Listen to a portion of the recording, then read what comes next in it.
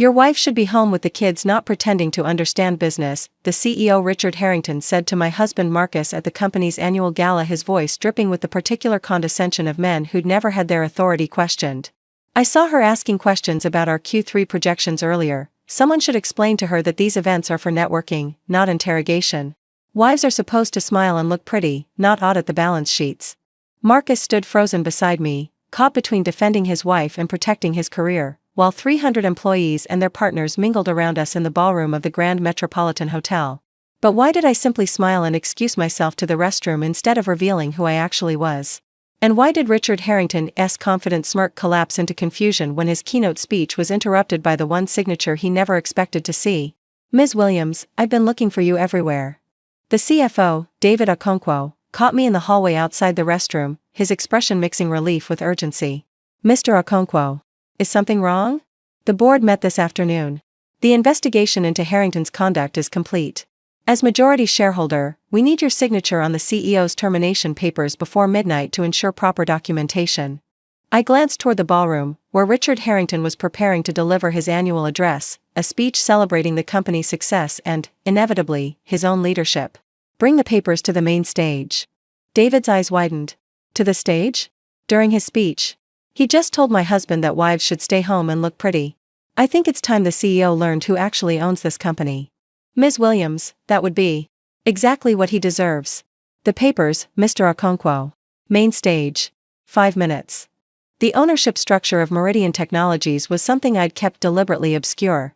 My father, William Williams, had founded the company 40 years ago in his garage, building it from a small electronics repair shop into a multinational technology corporation.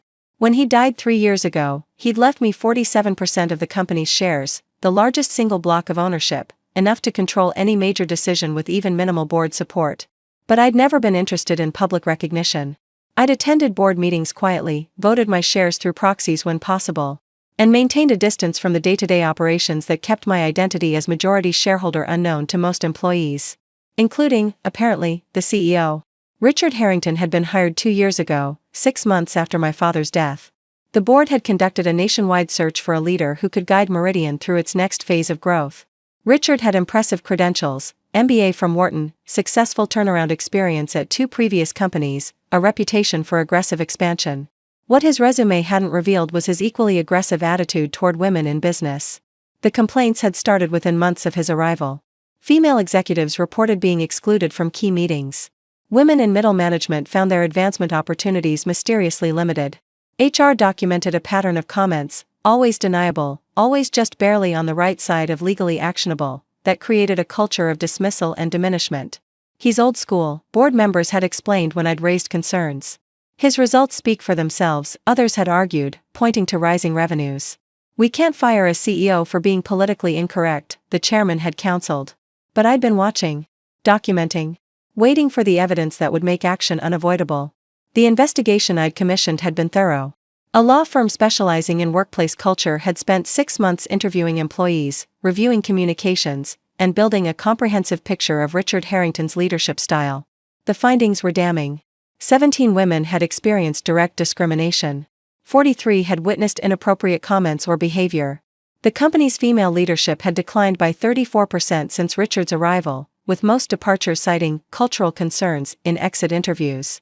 The financial costs were substantial: lawsuits waiting to be filed, talent hemorrhaging to competitors, reputational damage that would eventually affect the bottom line. The board had reviewed the report that afternoon.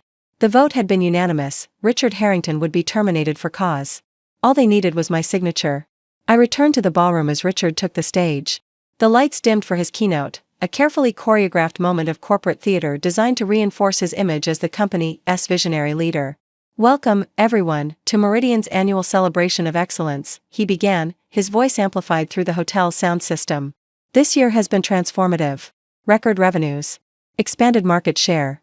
Innovations that are reshaping our industry." The audience applauded politely. I found Marcus near the back of the room, his expression still troubled from our earlier encounter. "Where did you go?" he whispered. "To handle some business."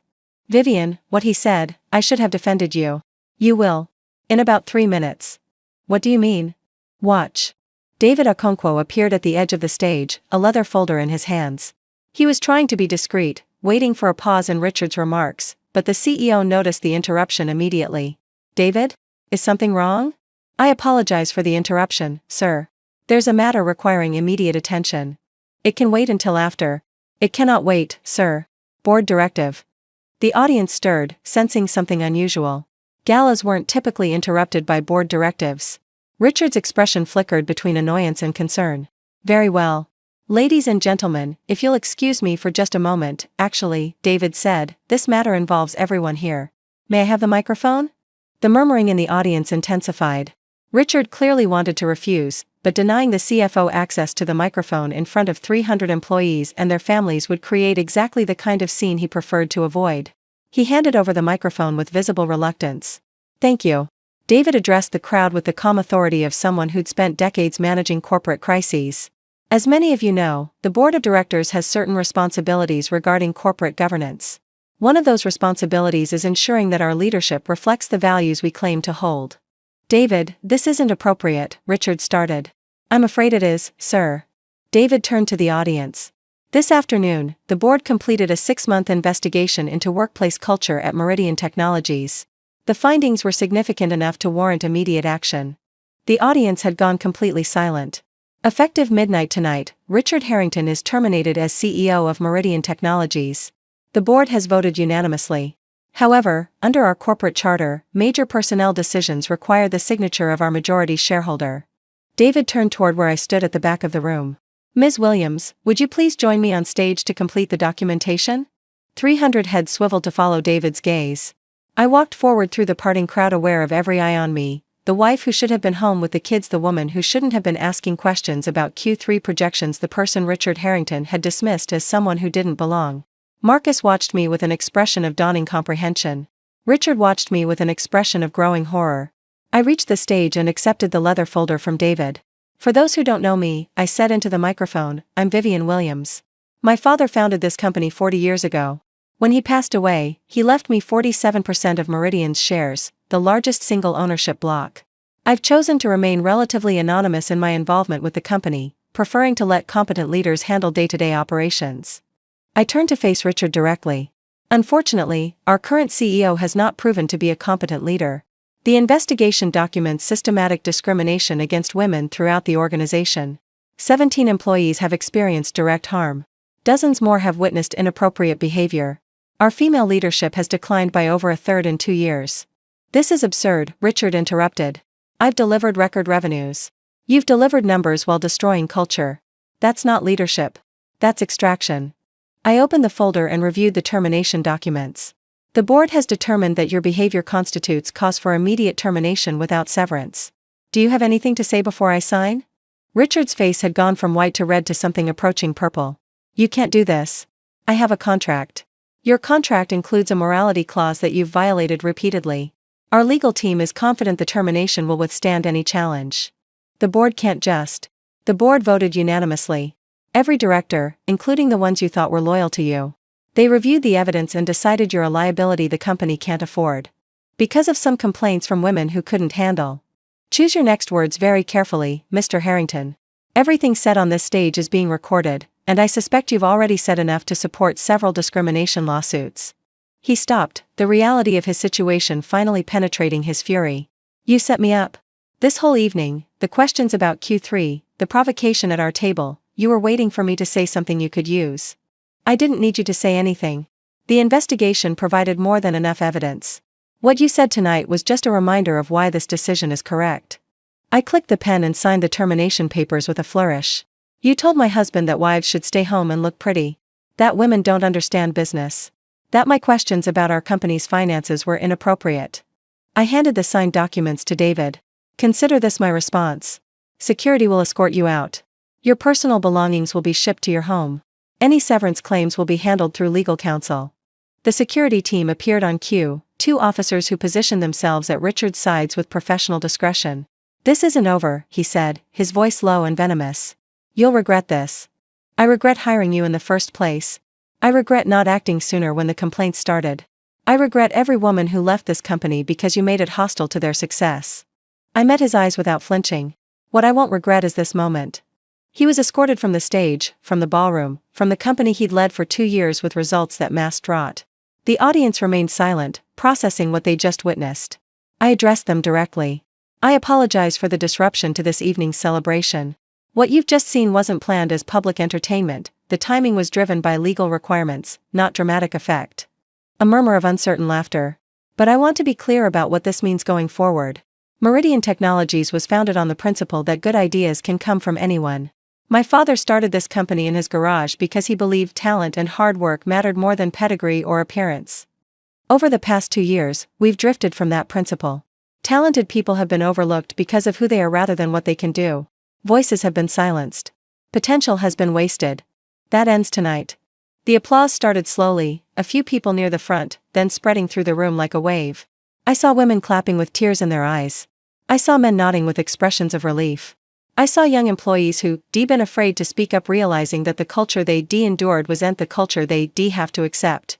Marcus reached the stage and took my hand. "You could have told me," he said softly, beneath the applause. "Where's the fun in that?" Fun? I've been terrified of that man for 2 years. And now he's gone. I squeezed his hand. "I'm sorry I didn't act sooner. I kept hoping he'd change, that the board would hold him accountable, that I wouldn't have to reveal my position so dramatically. But he said what he said tonight. And I decided that if he could be that dismissive to my face without knowing who I was, he'd never change. Some people only respect power they can see. Now everyone knows where the power actually sits." The gala continued after Richard's departure, though the atmosphere had fundamentally shifted. People approached me throughout the evening, employees who wanted to introduce themselves, women who wanted to share experiences they'd been afraid to report, men who wanted to express support for the change in direction. "I've worked here for 15 years, one senior engineer told me. Your father hired me straight out of college. The last 2 years have been the hardest of my career. I've thought about leaving almost every day. Will you stay now? If things actually change?" "Yes. This company was my home before Harrington arrived. I'd like it to feel like home again." The board chairman, Robert Morrison, found me near the end of the evening. "That was quite a performance, Vivian." "It wasn't a performance. It was a correction.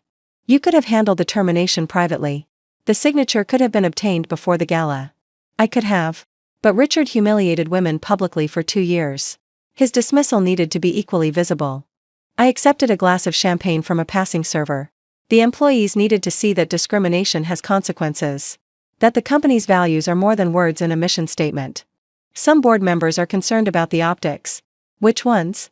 I'd like to know who prioritizes Richard's comfort over the women he mistreated. Robert held up his hands. "I'm not disagreeing with your decision. I'm just conveying feedback. Convey this back. Anyone uncomfortable with how tonight was handled is welcome to sell their shares. I'll buy them at market price. Then I'll own an outright majority and won't need to consider feedback at all." The offer to purchase shares was genuine and strategically significant. At 47%, I controlled the company in practical terms, but I still needed some board support for major decisions. At 51% or higher, my control would be absolute. The message was clear: stand with me or stand aside. By the end of the following week, 3 board members had sold their positions. I'd acquired another 6%, bringing my ownership to 53%. The resistance to change had eliminated itself. The interim CEO was Patricia Okonkwo, David's wife, as it happened, and a 30-year veteran of the technology industry. I'd recruited her from semi-retirement specifically for this role. The investigation found problems at every level, she reported during her first board meeting. Hiring practices that disadvantaged women and minorities.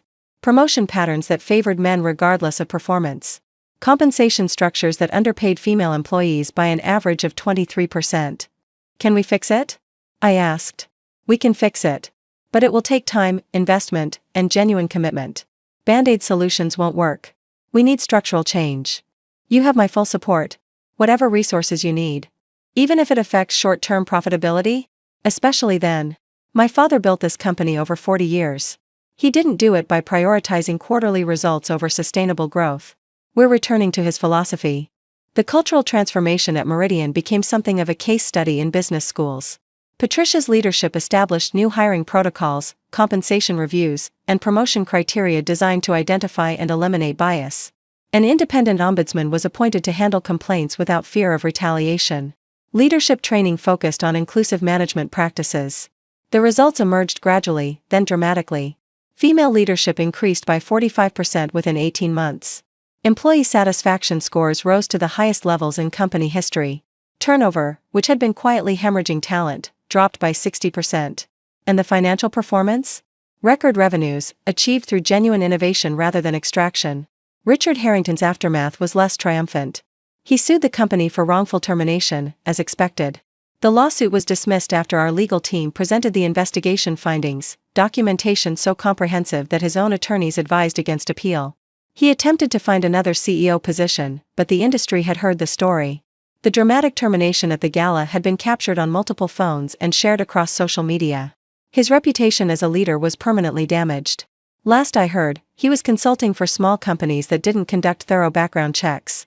Some people never learn from consequences. They just find smaller arenas in which to repeat their mistakes. Marcus and I navigated the transition from husband of anonymous shareholder to husband of company owner with occasional difficulty. People treat me differently now, he observed one evening. At work, everyone knows who my wife is. They're either overly deferential or suspicious that I'm reporting back to you. Does it bother you? Sometimes. I earn my position through my own work. I don't want people thinking I'm there because of your ownership. You were hired 3 years before Richard knew who I was. Your promotions came on merit. Anyone who suggests otherwise doesn't know the timeline. But the perception can be managed.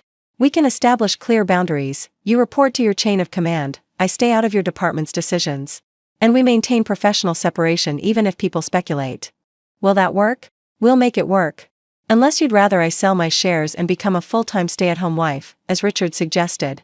Marcus laughed, the first genuine laugh I'd heard from him since the gala. Somehow I don't think that's your calling. Somehow you're right. The anniversary of the gala termination became an unofficial company holiday. Not formally, we didn't put it on the calendar or mandate celebration. But employees remembered the date. They talked about where they'd been when the majority shareholder took the stage, when the CEO was escorted out, when the culture shift began. It was the moment we knew things could actually change, one junior employee told a business magazine interviewing people about Meridian's transformation. Before that night, complaining seemed pointless. After it, we understood that leadership was actually listening. I attended company events more openly now. Not constantly, I still preferred strategic distance to constant presence. But I made sure employees knew who I was, knew that I was paying attention, knew that the values we claimed were values we'd enforce. You've become something of a symbol, Patricia observed during one of our regular meetings. I hope not. Symbols are static. I'd rather be a participant. Whether you like it or not, what you did at that gala resonated. The woman who was dismissed as just a wife turned out to own the company. That story matters to people, especially women who've been underestimated. I was lucky. I had the power to act. Most women who face that kind of dismissal do and have 47% of the company's shares behind them. Which is exactly why using that power publicly mattered. You showed that when women do have power, they can use it to create change. The conversation I'd never had with my father happened often in my imagination. He died before I'd taken any active role in the company, before I'd hired Richard, witnessed his failures, orchestrated his removal. I'd inherited ownership without inheriting his certainty about how to use it. What would he have thought of the gala termination? Of the cultural transformation that followed? Of his daughter, whom he'd raised to be thoughtful and strategic, choosing a moment of dramatic public confrontation? I believed he would have approved. Not of the drama itself, he'd been a quiet man, preferring private conversations to public spectacles. But of the underlying message. Of the defense of women's value in business. Of the insistence that culture mattered as much as profit. He'd built Meridian in his garage with my mother working beside him. She'd been his partner in every sense, contributing ideas, managing finances, solving problems alongside him. The company's success was as much hers as his, though she'd never received public credit. When Richard said wives should stay home, he was dismissing every woman like my mother who'd built value that men took credit for. That's what I couldn't accept. That's why the termination had to be public. Marcus and I attended the following year's gala as genuine partners, not as a manager and his anonymous wife, but as the COO and the majority shareholder. The promotion had been controversial, some board members worried about nepotism, about appearances, about conflicts of interest. But Marcus had earned his advancement through exceptional performance, and I'd recused myself from all decisions regarding his employment. Ready? He asked as we approached the entrance to the Grand Metropolitan Hotel. For what? For being the center of attention. Again. I'm hoping this year is less eventful than last. No dramatic terminations planned? Patricia is doing an excellent job. No termination required. I took his arm. This year, I just want to celebrate. To acknowledge everything we've built, everything we've changed, everything we're still working toward. That sounds almost peaceful. I've earned peaceful. The evening was, in fact, peaceful. Patricia delivered the keynote, a speech about sustainable growth, inclusive culture, and the competitive advantages of treating employees well. The audience applauded genuinely rather than politely. I mingled without agenda, accepting congratulations for the company's success without claiming personal credit. The cultural transformation had been a team effort, driven by Patricia's leadership and implemented by managers throughout the organization. My contribution had been creating the space for change to happen. Removing the obstacle. Providing resources. Staying out of the way when staying out of the way was what helped most. Near the end of the evening, a young woman approached me hesitantly. "Ms. Williams? I'm sorry to interrupt, but I wanted to thank you." "For what?" "I was at the gala last year. I heard what the former CEO said to your husband. I was at a nearby table. When you revealed who you were, when you fired him in front of everyone." She paused, composing herself. I'd been planning to quit the next week. The culture here was unbearable. But after that night, I decided to stay and see if things would actually change. And did they? Yes. Completely. My manager now is supportive and fair. I've been promoted twice. I feel like my contributions are valued. She smiled. "I'm glad I stayed." "I'm glad you stayed too. The company needs people who believe it can be better, even when evidence suggests otherwise." "You believed it could be better." "I knew it had been better. My father created something special. Watching it deteriorate under leadership that didn't share his values was painful. Fixing it was the least I could do." The conversation stayed with me throughout the rest of the evening. One woman's choice to stay. One woman's experience of positive change. One data point in a transformation that had affected thousands. These were the moments that mattered, not the dramatic termination, not the media coverage, not the business school case studies. Individual lives improved. Individual potential unleashed. Individual belief that work could be meaningful restored. My father had built Meridian to create those moments. For 40 years, he'd provided opportunities for people to do their best work in an environment that respected them. 2 years of Richard Harrington had nearly destroyed that legacy. Now we were rebuilding it. Slowly, carefully, sustainably. Marcus found me on the balcony overlooking the city. Escaping the crowd? Reflecting on the crowd. On how different this feels from last year. Last year, I was terrified of my boss and hiding my wife's identity. This year, I'm COO of a company my wife owns, celebrating success we've built together. He stood beside me, looking out at the lights. Quite a transformation. Too dramatic? Just dramatic enough. He took my hand. "I know I said I wished you'd told me who you were earlier. But I've been thinking, if I'd known you owned the company when we started dating, I would have second-guessed everything. Every promotion, every opportunity, every achievement. I would have wondered if it was real or just nepotism. And now? Now I know my career before your father died was entirely my own merit. The promotions afterward, those I've had to examine. But I've done good work. I've earned what I've received. You have. Having a wife who's the majority shareholder is complicated. But I've decided the complication is worth it." He smiled. "Even if you did nearly give me a heart attack at last year's gala." We returned to the ballroom together. The evening was winding down, guests departing with satisfied expressions and genuine warmth. The company that had been fractured by poor leadership was healing, unified by shared values and visible commitment to change.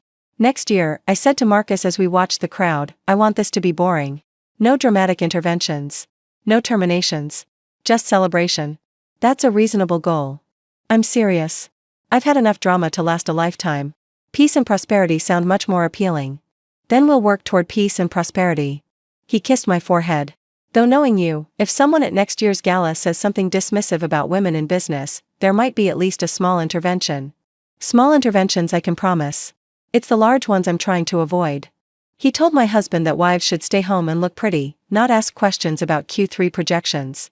He didn't know that the wife he dismissed owned 47% of the company. He didn't know that the investigation into his conduct had been completed that afternoon. He didn't know that his termination papers were waiting for my signature. When the CFO interrupted his keynote speech to call me to the stage when I signed those papers in front of 300 employees when security escorted him from the building he thought he controlled, he learned exactly who he'd been dismissing. Some lessons are best delivered publicly. Some transformations require visible commitment. And some men only respect power they can see. Now he sees it.